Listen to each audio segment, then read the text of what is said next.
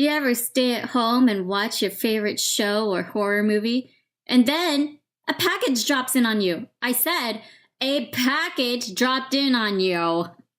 That's right, you're excited. Go ahead and open it. Oh, nice little packaging. Don't care. It looks like you got a brand new top, and man, is it cute. Try it on. Well, here's the problem. It's showing a lot of your bra, and it doesn't fit you right.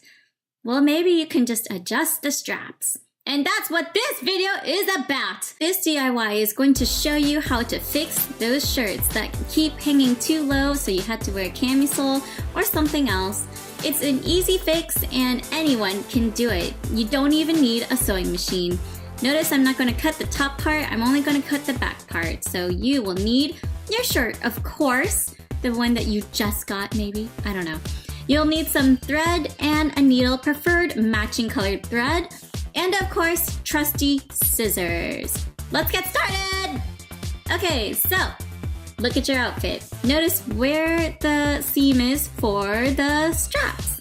See the delicate lace on the front? We don't want to disrupt that, so we're going to be using the back side.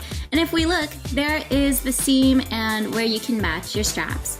So grab out your nice little scissors and snip at the very base of the fabric there. And luckily mine only took 2 snips, so then do it on the other side. The reason why we're cutting here is so that you still have a place without having to measure where to sew the straps back on. Tie a knot at the end of your string, which I like to twist and push, and then pull the needle directly to the middle.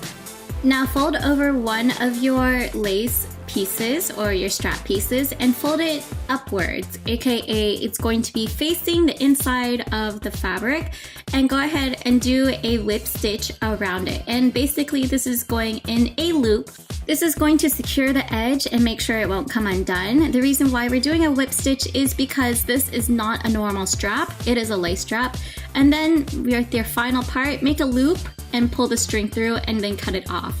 It'll look like something like this. And then repeat for the other side. Smooth out your lace pieces and then fold it where it needs to be, and then proceed to whip stitch again. And here I'm doing a close-up so you can see what it looks like.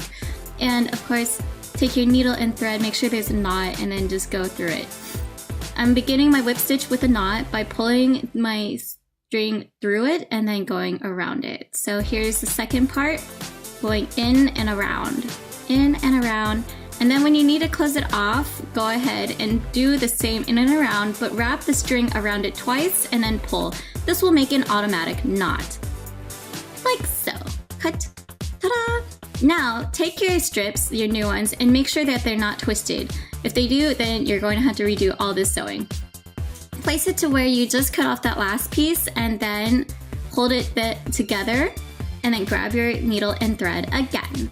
So grab it and then put it right where it was before and begin sewing a whip stitch first just to secure it, and then slowly go in and out, but try to hide your sewing seams, so make them very small. And be careful, take your time, you don't want this to come out uneven. So here I'm making small stitches because I am using a white thread. It isn't the same color, but it's not directly contrasting, and my hair might cover it, it might not. But make sure to make small stitches, and because we are using the rest of the material in it, I'm going to be tacking it down onto the shirt. And when I mean tacking it down, I'm just doing one small stitch at the bottom corners and in the middle, and then around the sides. And don't put too far into the fabric with this. You don't want the fabric stitches to be noticeable, but you don't also want them to be tight. So go slow and easy with that. And then just go ahead and sew around the corner edge where it needs to be secured at the top, and then cut off your excess. So it'll be done and it'll look just like that. Let's do the other side, and the other side the same thing. Round 2, and this is the other side. And here you can see I'm still going into the fabric and whip stitching it in the beginning. And then I make tiny sewing stitches to keep it in place only on the lining material. Now go ahead and whip stitch around it just like I said before, and only grab the lining material. Do one seam in the middle, grab the corner, then grab one seam in the middle, and then do another in the corner and repeat on the other side. Make sure you have enough string that it's still a little bit loose and it doesn't tug on the lining material. You don't want any snags. And now, since you're at the edge and the ending, go ahead and secure the strap with a few knots and make sure you get it really nice and tight. Wrap it around the needle a few times and then go ahead and finish it off with one more knot. As you can see, there's a few different ways to do knots, but it's up to you. Here is the finished shirt.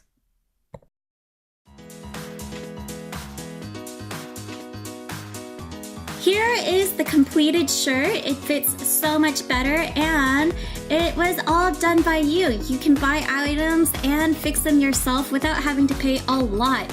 And of course, this shirt is very beautiful. It's very unique and interesting.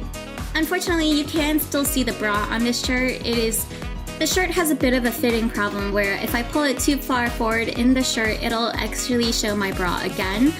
Whereas if I pull down on the shirt will come completely forward, so I need to be conscious of that. But if I'm wearing a cute camisole underneath, it won't be a problem. So overall, I'm really still loving this shirt and this quick little DIY. Thank you so much for watching. If you have any questions about altering clothes, leave them down in a comment below.